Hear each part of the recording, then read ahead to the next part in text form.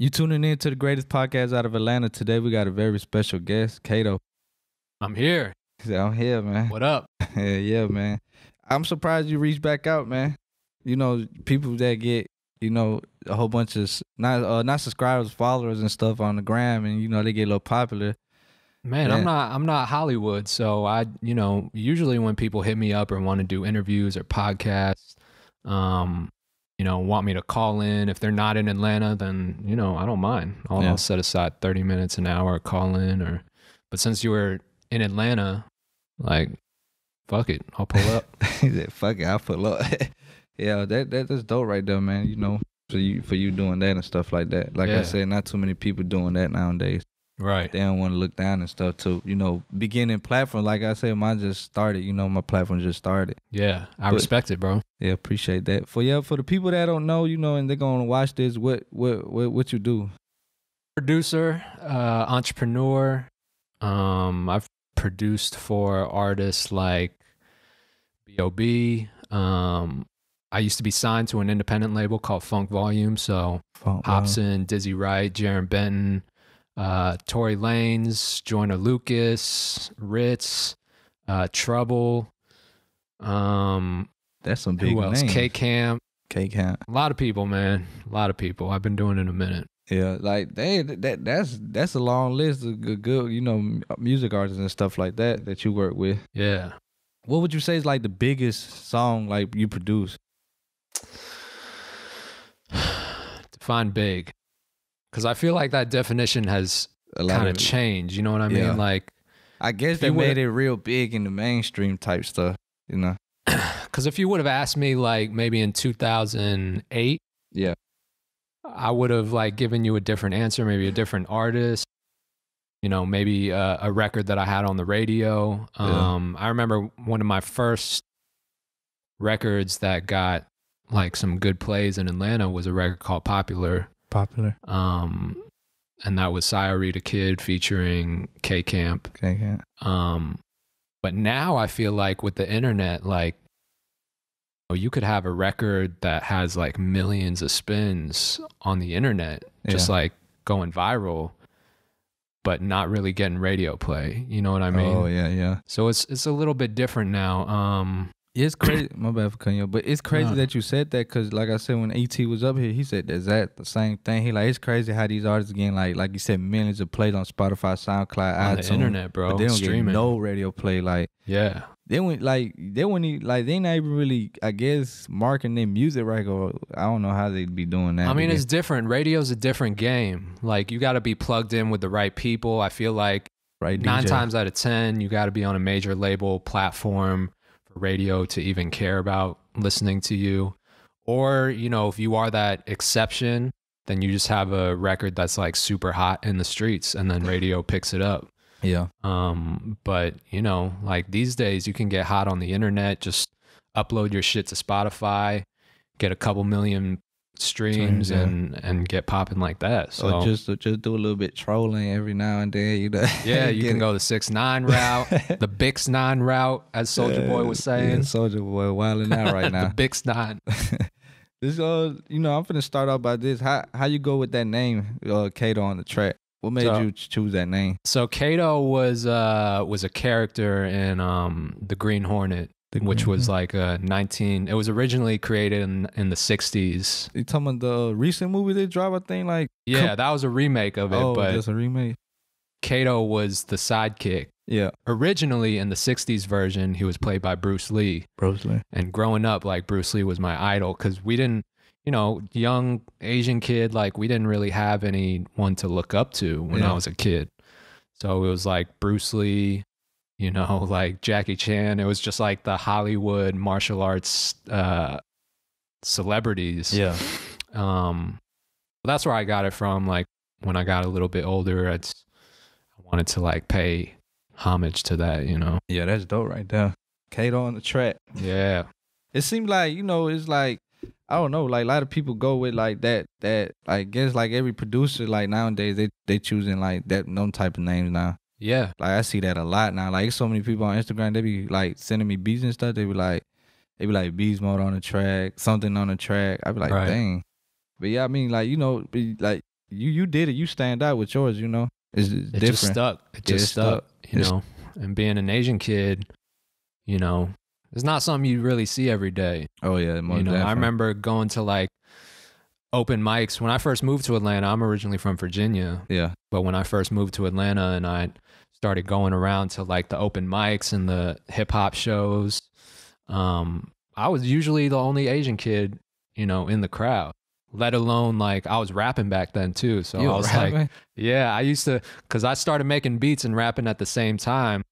So I started making beats, but I didn't know any rappers. Yeah. So I was like, fuck it, I'll start rapping. So I'm gonna hop on my own beat. Yeah, exactly. That was the only way I knew how to get my shit out there. So what happened with the rap career? I left that alone. Like it wasn't in you. Yeah, y'all rappers can have that that rapping shit. Yeah. So like, was that always like your dream to make beats? I've always made music. I picked up making beats in college. You know, and I've played instruments my whole life. Like I came up in high school in band. You know, I was a band kid. Had an actual rock band in like middle school, high school with some of my homies. It was like an all Asian rock band or not? Nah. I was the only Asian. Oh, I was saying that would be dope. You ain't never seen that before. That would be dope. An Asian rock band. If there are any Asians listening to this right now, let's start a rock band. I want to start a rock band with you. Yeah, that's dope right there. But, you know, and then in college, I went to college in Philly for a year.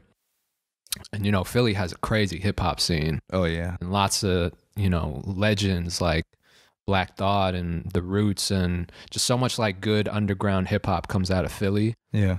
And so I was like heavily inspired by that. And so that's when I started making beats.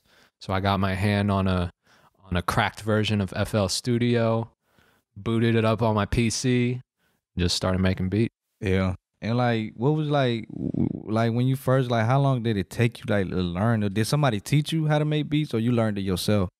Yeah, I mean, YouTube taught me. YouTube, you know, YouTube University. YouTube University taught me, but for the most part, I just learned on my own. You know, I would just sit there for hours, just messing around with shit, playing with different sounds, like clicking on different things. And if I had a question or if I didn't know anything, I didn't know anyone that made music, you know, or who was making beats. So I didn't know who to ask. I just jump on YouTube and just look it up, you know. Look it up. Like, what makes your, like, you know, your beats different from other producers? I think for producers, the one thing that kind of sets you apart is your sound, right? Your sound, yeah, most definitely. And for producers, a lot of times, like, developing your sound happens through the artists that you work with. So when I first moved to Atlanta, I started going out to like the hip hop shows here, and started meeting artists that I really fuck with. One of them was Jaron Benton, who you know, some of y'all might know. He's an Atlanta native and was on the XXL freshman cover a couple years ago. But yeah, I really fucked with his sound. So we started working together, and we still work together to this day. That's been like damn near 10 years. 10 years? Yeah, and so now he's on Rock Nation. We just dropped an album. So we've kind of come up creating our sound together. And that was just one of the artists. You know, I've worked with a lot of artists that helped me kind of find my sound a little bit. Find your sound. I was looking at your beats and stuff like that. Like, yeah, like, I see how you make them, and like it look hard for me since I don't know how to. I'm like, dang, that shit. I in my head, like, I wonder how long it took them to do this. Like, yeah, do you gotta learn how to play like instruments and stuff to make beats? Bro, I don't even know how to read music. You don't? I just play by ear. Just go with the flow. That's whatever sounds good, whatever feels good. That's all that matters. Like, to me, you don't have to. I mean, I don't think it hurts if you're musically trained and you know music theory. I think it definitely helps, you know. But me, I didn't grow up having any of that, so I just play by ear. Yeah, cause like I had went to Guitar Center a couple weeks ago, and this dude was telling me like, I need to make beats because I play the guitar and drums and all that stuff, and I'm like, in my head, like, what's the difference between just doing that on a computer and playing the actual instrument? Right. Like I don't know what's the difference on that. Yeah. But it sounds better or something. I mean, you might know how to put together certain chord progressions. You know, you could probably come up with some ideas quicker than someone who just plays by ear. But to me, it's all the same. It doesn't matter how the music gets made. All that matters is what it sounds like. Yeah. And you say you do Fruity Loops, right? I mean, Reasons. I started out on Fruity Loops and then switched to Reason. Yeah, for people that try to make beats, I guess go with what Fruity Loops. What would you say? Fruity Loops probably the easiest to start with. For beginners? Yeah, for sure. I'd say I'd say 7 out of 10 producers that I meet use Fruity Loops. Yeah. Like I heard of a lot of people still using Fruity Loops and stuff like that. Yeah.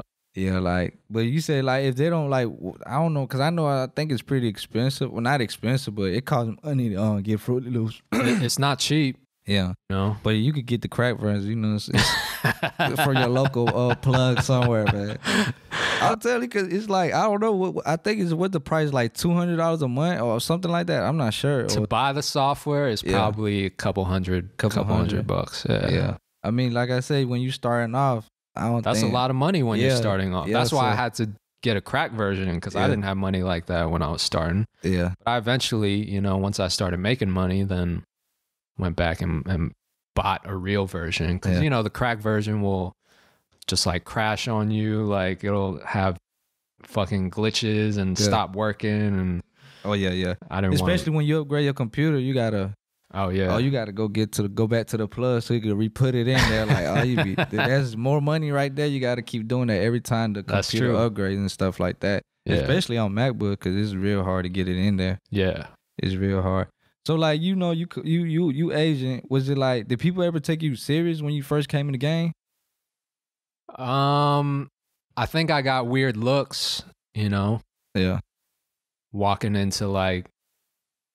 An open mic or a beat battle or showcase and here comes this like skinny, scrawny, like nerdy looking Asian kid just like walking in by himself. like it's kind of funny. It's like what the fuck is this kid doing here? You know, must be the wrong spot, man. Yeah, but I think having good music set me apart, you know, because once that kid gets on stage and starts playing his music, then people start to show you respect, you know, because it's, at the end of the day, it all comes down to the music. That's why we're here doing what we love, you know. Most definitely. If you have good music, you'll always get respect. Oh yeah, most definitely. Yeah, but like nowadays, is it more like Asian culture into like producing? Now it's different because I see a lot of Asian artists now, but like producers is like kind of, I don't know. I ain't seen too much. Yeah, I mean, I guess that's just the nature of the business. Like, if you rap, you're gonna be more in the forefront of things. Like, you know, people are gonna see your face more. But I know there are Asian producers out there, you know, just grinding, trying to do their thing, and it's still a thing. And like the Asian community, like Asian parents, you know, my parents are first generation immigrants. Yeah. They immigrated here in the 80s and, you know, they don't want their kids to like rap music and stuff. Make rap, you know, make music, period. Yeah. Like, cause they don't see that as something that's sustainable. Yeah. You know? So when I was a kid, that wasn't even an option for me. And that's still a thing in the Asian community. Like they want their kids to grow up to become doctors, lawyers, get a well-paying job and like be fucking boring and stable for the rest of your life. Why is that though? Is it because they're from a different culture? I'm guessing, right? Yeah, I mean it's because they came to America looking for better opportunities. Yeah, and so in their mind, there's no way out. You got to go that route. You got to get a well-paying job. You got to be educated. You got to like go to college and just take the most secure route. To get you paid for the rest of your life. But for me, I never did well in school. It just never was my thing. Man. Same here. I couldn't. Like, I don't know. I had too much in my head when I used to go to school and stuff like that. But it's crazy how like the Asian culture is something like, cause I'm Mexican. So it's like, Oh, so you get it. I mean, yeah, like, cause when my dad, like, he was an immigrant too, came down here, and it's like the only route is you got to go to construction. exactly. You got to remodel houses. Like Right. that's only, I guess that's the only plan and route they see. Like, That's what so I'm that saying. young age, he taught me that, like, but you know, that skill is good for me, cause at the end of the day, I don't got to pay nobody to, you know, do certain things that I Right. know now. But it's like, I don't know if it's a thing like for the culture, like, you know, and they especially trying to push that on the kids, like, you know, like you say, your parents try to push it on you heavy and stuff Right. like that. But I'm hoping, you know, I feel like with each generation, It's changing. you have the opportunity to break that mold. Oh yeah. You know what I mean? Like, because times change. You Oh, know, yeah, we're not our parents' generation, so we have opportunities that they didn't. Oh, You have yeah. the internet. You know, they didn't have the internet when they were growing up. Man, these kids have it all nowadays. The internet. We got it all, man. We got it made Too easy, man. It's too easy. You could use the internet and blow up the next for everything, day. for Like, you could- anything. yeah, like you said, your parents were strict on you. You ever get in trouble for like listening to rap? You know what? My parents were traditional, but they weren't really strict with me because I think they saw from an early age that I wasn't really passionate about school and getting, you know, going to college and all that. So I think they kind of set their expectations pretty low for me. Yeah. And so in that sense, like, you know, it was cool. Yeah. But yeah, I mean, I kind of did what I wanted to do. And I tried the whole college thing just to make them happy because they were still pushing me in that direction. For them, yeah. That's the only reason I did it, just for them. But you ain't like it. I fucking hated it, you know? So I went to school. That was a waste of money, man, going to college, man. The amount of student loans I racked up, and I didn't even end up finishing. Like, I dropped out. It ain't even worth it. And I was like, fuck this. I'm doing the music thing. And thank God it worked out. Jesus. Yeah. How long would you say it took you, like, you know, for you to finally blow up? I mean, I still don't feel like I've blown up yet, but I mean, like, you know, like people like, oh, they're buying beats from you, and now, like, you know, you working with other big artists, you know, other artists and stuff like that. It took 5 to 7 years. It took me 5 to 7 years of just like grinding nonstop, like day in, day out, wake up, make beats, you know. When the sun goes down, like, I go to the studio, work with artists. It was that for like 5-7 years. 5-7 and that's not even to the point where I was getting like paid consistently. Yeah. You know, that's just what I had to do to build the foundation your brand, to be where I am right now. Yeah. You know, I think that's what a lot of people don't understand is like, you have to build that foundation. Oh, most definitely. That's most definitely. Like what you're doing right now with the podcast. Building it up. Like you're putting in work, and you're probably going to have to do that for the next couple years until you start building up that audience and like people are checking out your podcast on the daily, you know? It's the same thing for music, you know, and there's 1,000 other people that are in line to take your spot trying to do the same thing. Most definitely. Yeah. Yeah, that's crazy right there. See, for the people that think like, oh, this just happened overnight. Nah, you heard him. He said 5 to 7 years. 5 to 7 years. Some people, it might take longer. Yeah. You know? You think it would have took less time if you was in this generation? Like with this technology and this social media? Or you think it would have still probably took like 5 to 7 years? That's a good question. I think it still would have taken 5 to 7 years because, you know, it's not just the internet. It's the relationships that I had to build over that time. It's like the time that I had to put into actually making my music sound good. Yeah. That's what took a long time. Like I think with the internet, maybe I would have, you know, I would have learned a different skill set. Yeah. But it still takes time to build those relationships and just focus on your craft, you know? Oh, yeah. Yeah, that's crazy right there. Like, what's some mistakes you did, like, in the music industry? A lot. A lot of mistakes. Made a lot of mistakes through those 5 to 7 years, you know? Yeah. What was, like, the biggest one that you, like, dang, that you probably lost money or something, it was something that went real bad on you?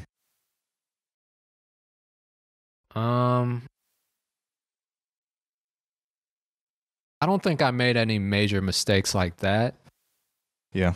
I think I probably would have taken advantage of the relationships I'd built. Yeah. Because I've met a lot of people in this industry. A lot. And the people that you meet early on aren't necessarily the same people that you meet later, like who they become to be when they blow up. When they blow up, or they get into a different situation. That's all you had to say. They switch up all your man. They forget. Yeah, you know? I heard. And it's not even like it's not even that they switched up. Yeah. You know, I get it. Do they feel like you're probably not important to them as you was from the beginning? I just felt like if maybe I would have. I think ego has a lot to do with it. Oh yeah, most definitely, especially for rappers. On my part too. Yeah. You know, because I kind of had an ego when I was younger, in my 20s. Like I was feeling myself, like working with certain artists, and he's like, oh, I'm the shit now. Yeah, I was like, I just quit my job. Like I was doing music full time. I'm the shit. Y'all can't tell me fucking nothing. And so I was like, I was feeling myself. I had that ego, and so I probably didn't fully take advantage of certain situations as much as I could have. Yeah.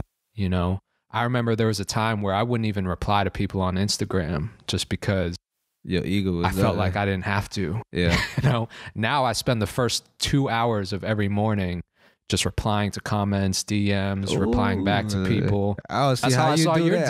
DM. How you do that. I see. I'm small and I still get like hundreds of people spamming me, sending me links of SoundCloud, Spotify, YouTube links, and like it'd be hard to choose them people that actually want to do business because so much people keep spamming you with they. It'd be like I had this one dude yesterday. He sent me like a link to his song like probably like 40 times. Can't spam me, deleting the message. Like I'm like, come on, man. I see you, man. Like, if I like it, come on, I would have been, reached out to you. Or we would have worked something out. Like, yeah, it's definitely lit. My DMs are lit. I bet you got like thousands of DMs. Like, what's up with some free beats? Yeah, I definitely get those. I definitely get people just spamming me like links to their music, and then other people just showing love. Yeah, but at the same time, that's how you build your community is just by communicating with people. Let's say an artist reach out to you, right? And like they don't got no big fan base or nothing. They're just starting up. But like once they send you the song and you hear it and you be like, it's gonna be a hit, and they want to work with you. Would you like start? Would you build that connection? Start working with them for free, like send them free beats and stuff like that? Definitely. Yeah. I have a new single dropping soon, and those artists like. They up and coming. They're up and coming, very much up and coming. But they're dope, So I jumped in the studio, like recorded with them, and that was that. So yeah, I built my career on doing that. Yeah. So why would I stop something that got me to where I am? Yeah, that's like I don't know. It's like I don't say it's rare, but like I would say some. No, I get it. Yeah. Once producers get a couple big placements, then they want to. Continue, like they want to get to that Drake level, and they kind of forget about working with up and comers. But to me, finding those up and comers is like what I thrive off of. Oh yeah, working with those guys and making music together in those early stages of their career, and helping them get to that next level. Oh yeah. And maintaining those relationships. Do you feel like by helping them do that, you feel like you accomplished something real big? Yeah, I mean that's just it's I guess it's like just more of a challenge for me, and it keeps me just motivated, because anyone can get a placement, honestly. I mean, not to downplay, how difficult it is to get a placement, but I mean, you could get lucky. You just shoot a dope beat to someone's email. They pull it up in the studio, record to it, and boom, you got a placement. But you didn't really have to work for that. Yeah. With developing an up-and-coming artist, like, that's work. Yeah, it's a lot of work. It's a lot of work. Yeah.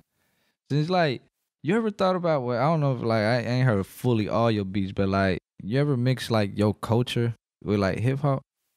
Like make some like how they be like they be having like the little Chinese little beads and shit like that. Come on, you know what I'm talking about, right? Yeah. You never thought about doing that? That'd be dope as hell. Like I ain't never seen nobody do that. Like, right.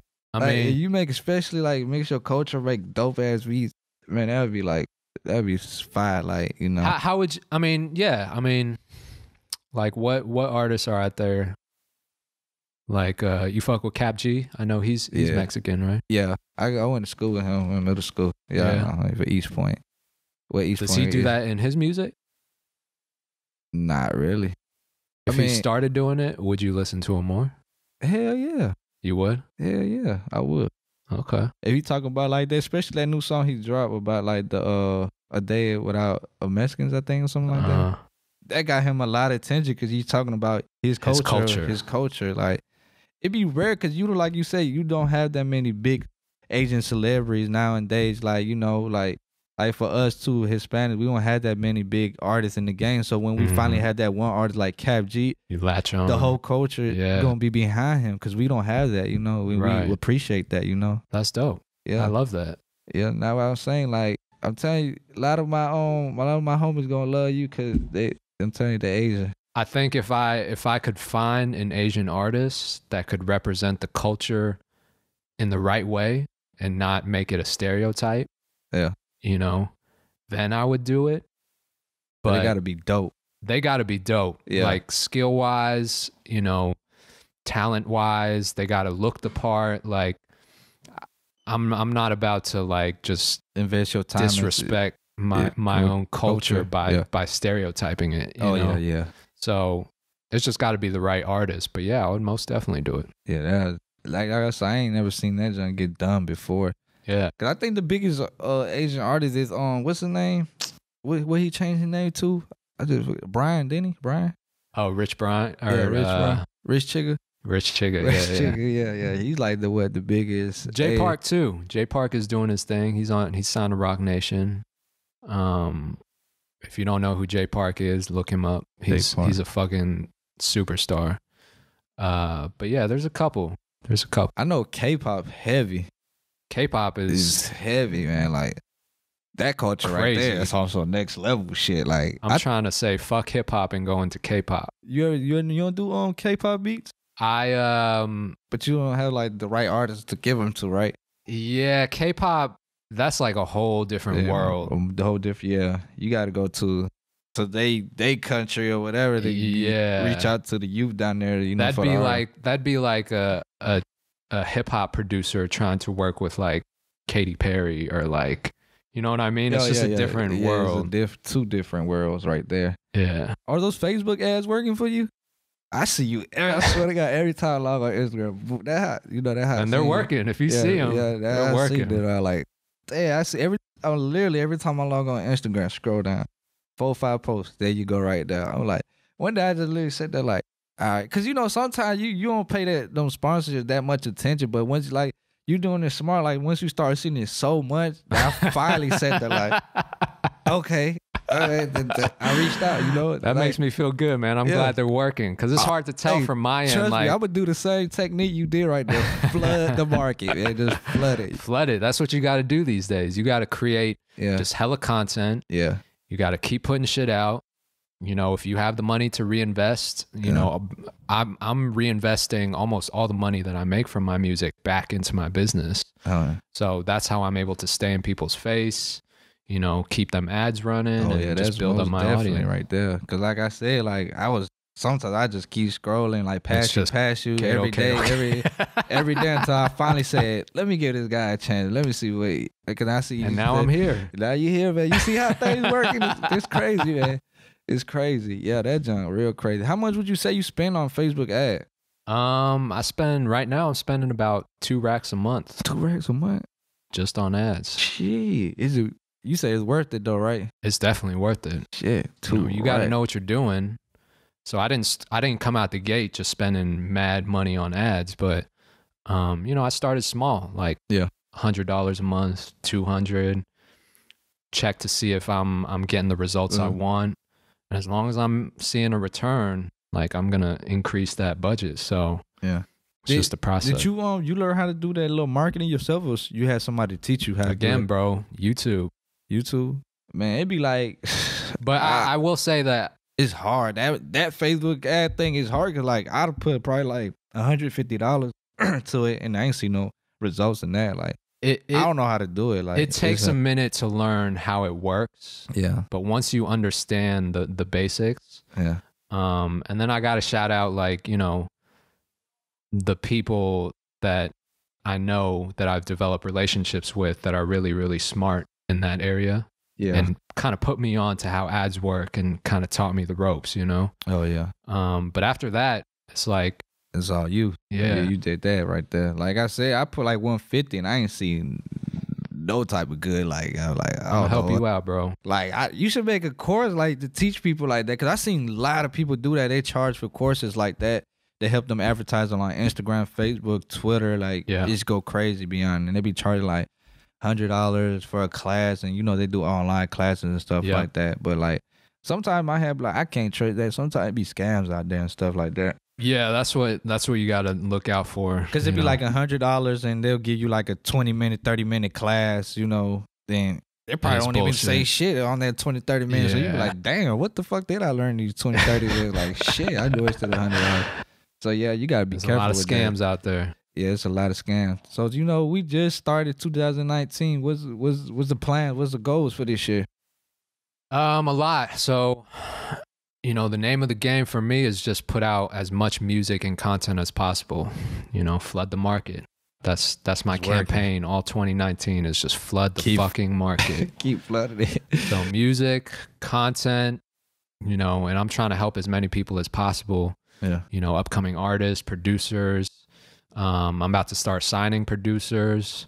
Oh shit. You know, and would you teach them? Like, hell yeah. Oh shit. Yeah. Like, would it be a class? Would you charge, or would it be like, oh shit, I'm gonna just teach you in? Well, so I have an online mentorship program called Music Entrepreneur Club. Yeah. That's a business that I co-run with my 2 other partners. Yeah. And that's essentially what we do is if you want to sign up, get access to our exclusive content, and we do live streams twice a week. So we bring on special guests, like I'm talking Grammy nominated, shit, artists, producers, and like special industry guests. And we charge a monthly fee. You get access to all of that. All that. And you learn about how to create a successful business around your music, you know? Oh yeah. So that's a big part of my campaign this year is to try and build that business. Yeah. You know, I'm doing everything, man. Yeah, it's taking it to the next level right there. You gotta make money all types of ways nowadays. It's just not one business. You gotta expand the business. Hella facts, yeah. How often you make beats? I mean, these days every day. Every day? Yeah.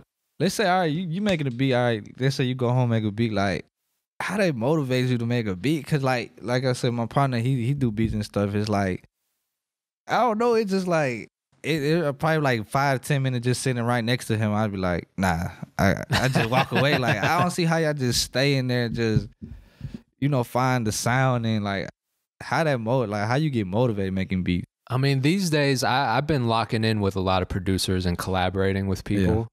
So a lot of times that's like my motivation because they'll get the idea started. Yeah. And I'll hear something. I'll be like, yo, that's dope. Let me do something to that. You know, so a lot of times my ideas will start from just collaborating with someone else. Oh, yeah. And then outside of that, you know, if I'm not motivated to create, I don't force it. You don't force it. I just do other shit.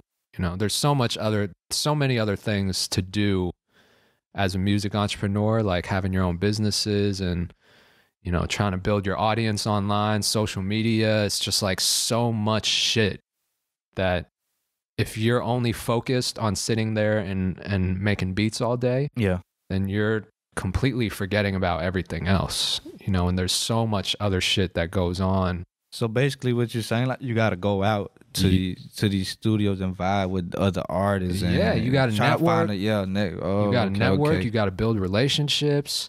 If creating a presence online is something that you're trying to do, build a brand. You know, because I recognize that the money is in the brand. Oh yeah, money. You know, that's why all these super producers are making hella bread because they got the brand. Yeah. So that's what I'm trying to do. And that involves like other things like marketing. You know, you have to understand branding. You have to build those relationships. It's just a lot of other shit. So if I was sitting in the studio all day, you know, I wouldn't be able to get shit done. Oh, yeah. You're right on that. So, yeah, you know, you said 2019, you're going to flood the market heavy. Mm-hmm. What else you got going to work on? We're setting up a tour in the spring with the Music Entrepreneur Club. So if you live on the West Coast in Cali or Arizona, Colorado, we'll be out there in the spring doing like live in-person workshops, conferences, speaking events. So that's dope right there. That'll be I like seeing stuff like that. That's real dope. Yeah. Yeah, like where can they follow you? Like Instagram, Twitter, Facebook, YouTube? Kato Producer on everything. Kato Producer, one word. Follow me, hit me up. Let's build. Let's network. Build. Oh yeah, one more thing before we close out. Like, all right, for like the people that are watching, they want to, you know, they having no equipment yet. What would you recommend them like to start off some good budget, like a good budget equipment for like, beats? Yeah, for beats. A laptop. You know, don't matter the brand, just a running laptop, man. Just if it runs, it works. Yeah. You know. Get you a laptop and just a DAW like Reason, Fruity Loops, Logic, you know, Machine, whatever you want to. There's so many. You're talking about the interfaces and stuff. Yeah. To the software to actually make the beats. Yeah. You know, and that's it. That's all you need. Yeah. And like for the like you said, like if they don't have money for the Fruity Loops or Reasons, they can just, like I said, find local plug. You got any advice for the upcoming, you know, producers that trying to get in the game?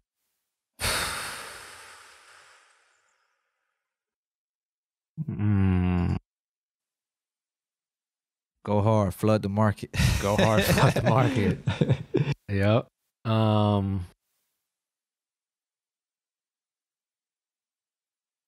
I'm trying to think of like some good advice that's gonna stick to them. I'm trying to think of practical advice. Yeah. You know, something that people can actually put to work. Yeah, put to work today if they're listening to this. Yeah. But I think the biggest thing is just the mindset and mentality that you're going into it to. Yeah. You know, first of all, you have to love what you do. So if you don't love making music, then you're not in the right field. If you don't love doing podcasts, if you don't love doing videos or taking photos, then you're not in it for the right reason. But you gotta have the love and the passion for it, because you're gonna face so many challenges trying to pursue it as a career full time, that if you don't love what you do, then you're gonna become depressed or quit. Quick, easily too, like in a heartbeat. You 100%. Like, damn, I ain't made it. So the passion is first. Yeah. And then secondly, I would just say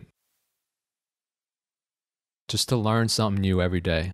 Yeah. You know, challenge yourself to learn something new about making beats, challenge yourself to learn something new about the business.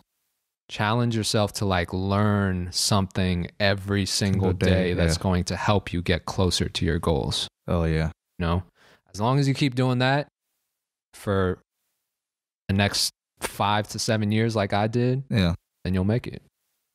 Good advice right there, man. Y'all heard him, man. Well, you know, appreciate you for coming out and, you know, appreciate you, bro. Showing support to the podcast, man. Always. You know, hope everything goes good in the future for you, man. Thank you. Yeah, we out.